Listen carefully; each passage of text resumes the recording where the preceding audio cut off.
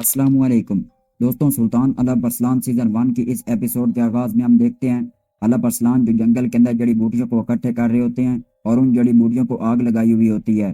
دھوئیں کے اندر مزید اضافہ کرنے کے لیے وہ جڑی بوٹیوں کو مزید اوپر رکھتے ہیں اور ساتھ ہی میں کہتے ہیں میں آپ کے قریب پہنچنے والا ہوں عتابے، بس تھوڑا سا صبر کر لیں۔ اور اس کے بعد وہ کچھ ایسا کرتے ہیں کہ جڑی بوٹیاں اکٹھی پڑی ہوتی ہیں اور اس کے اوپر ایک اور جڑی بوٹی کی مدد سے دھوئیں کو بار بار ہلا رہے ہوتے ہیں تاکہ دھواں تھوڑی دیر کے لیے رکے اور پھر اچانک سے اوپر اٹھے۔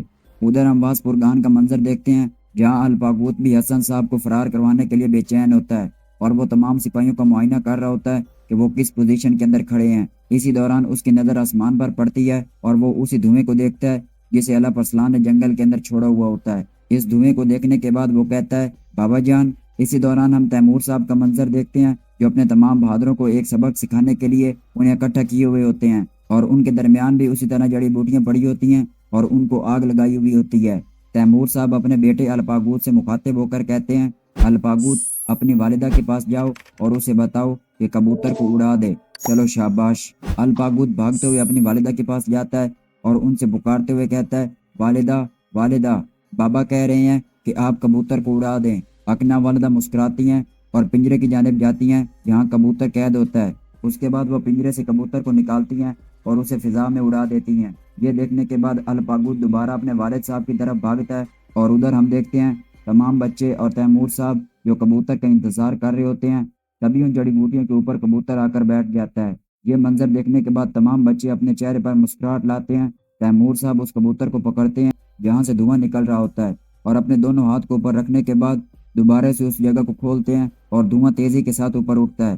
جب وہ اپنے دونوں ہاتھ کو جڑی بوٹیوں کے اوپر رکھتے ہیں اور اس کے بعد اچانک سے اٹھاتے ہیں تو دھوئیں کے اندر ایک دائرہ سا بنتا ہے جسے دیکھ کر بچے بہت خوش ہوتے ہیں۔ ایسا معائنہ کرنے کے بعد تیمور صاحب الپ ارسلان سے مخاطب ہوتے ہوئے کہتے ہیں اس شکل سے چڑھنے والا دھواں تمہارا نشان ہوگا الپ ارسلان۔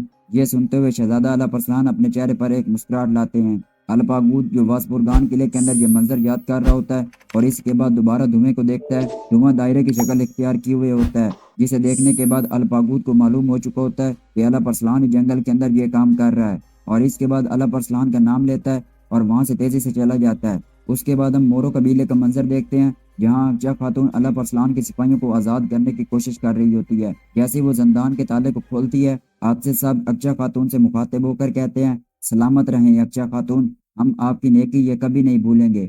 اکچا خاتون کہتی ہے آپ اپنے سردار تک جلد از جلد پہنچ جائیں، بس اتنا ہی کافی ہے۔ جیسے ہی اکچا خاتون اور الپ ارسلان کے سپاہی خیمے سے باہر نکل رہے ہوتے ہیں، کاراجا ان سے مخاطب ہوتے ہوئے کہتی ہے اے کمات کو نہ ماننے والی نافرمان عورت۔ تبھی وہ تمام سپاہیوں کو پکارتی ہے۔ یہ دیکھتے ہوئے سپاہی آ کر ان کو دوبارہ پکڑ لیتے ہیں اور خیمے کے تمام لوگ وہاں پر اکٹھے ہو جاتے ہیں۔ کاراجا اکچا خاتون سے کہتی ہے تمہارے خیال سے کیا کر رہی ہو تم؟ اکچا خاتون آگے بڑھتے ہوئے کہتی ہے میں جو بھی کر رہی ہوں وہ درست کر رہی ہوں۔ سپاہیوں کا ٹھکانہ زندان نہیں بلکہ اپنے سردار کے آس پاس ہے۔ کاراجا غصے کے ساتھ اکچا خاتون کے بازو کو پکڑتی ہے اور اس سے کہتی ہے جو کچھ تم کر رہی ہو بہت ہو گیا، اپنی حد سے تجاوز کر کے کام کر رہی ہو تم۔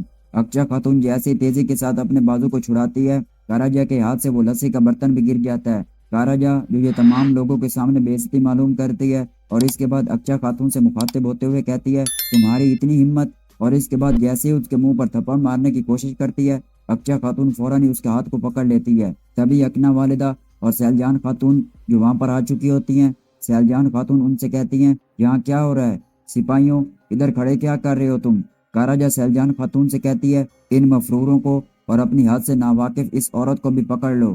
اسی دوران ہم چاغری صاحب کو بھی دیکھتے ہیں جو بوست قبیلے سے واپس لوٹ کر اپنے قبیلے پہنچ چکے ہوتے ہیں۔ چاغری صاحب کہتے ہیں یہاں کیا چل رہا ہے؟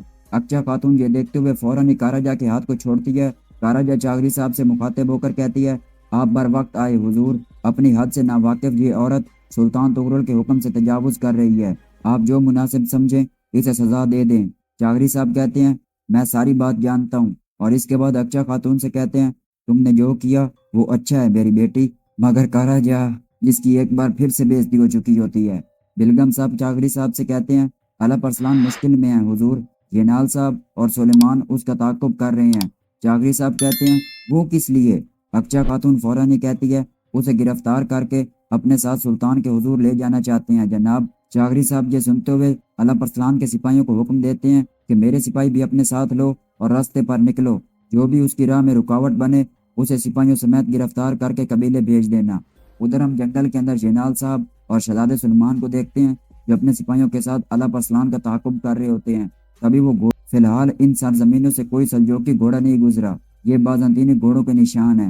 उधर अलप अरसलान जो मुसलसल धुएं को बढ़ा रहे होते हैं खान से मुखातिब होते हुए कहता है, आपके दिमाग में क्या है भाई, बताएं मुझे। शहजादा सुलेमान और जेनाल साहब उसी धुएं को देखते हैं जो फिजा में मुसलसल बढ़ रहा होता है। शहजादा सुलेमान कहता है, अलप अरसलान, मैंने ढूंढ लिया उसको। तभी वो जेनाल साहब और बाकी तमाम सिपाहियों से कहता है, सभी उस धुएं के पास चलें, जल्दी करो। और तभी हम देखते हैं अलप अरसलान जो अलपागूत के लिए पैगाम लिख रहे होते हैं और पैगाम को कबूतर के पंजों के साथ बांधकर उसे फिजा में आज़ाद कर देते हैं। तभी जेनाल साहब और बाकी तमाम लोग जो अलप अरसलान के पास पहुंच चुके होते हैं। तमाम सिपाही अलप अरसलान को चारों तरफ से घेर लेते हैं। जेनाल साहब काफी गुस्से के साथ अलप अरसलान से कहते हैं, अपने किए धरे की कीमत चुकाओगे अलप अरसलान। अलप अरसलान कहते हैं, मेरा मकसद तुम्हारे मकसद की तरह मारने के लिए नहीं है, बल्कि जाने बचाने के लिए है। अपने आप को मेरे बराबर मत करो। शहजादा सुलेमान कहता है, तुम्हारा क्या ख्याल है, अकेले वासपुरगान से जिंदा बच निकलने पर कादिर होगे तुम?